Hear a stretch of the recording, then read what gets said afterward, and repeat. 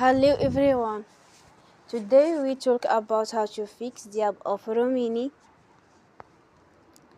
We will go to settings, then we click on apps.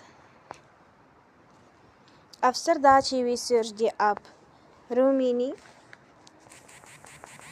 and we click they will on for stop. After that we go to storage, then we click on clear cache.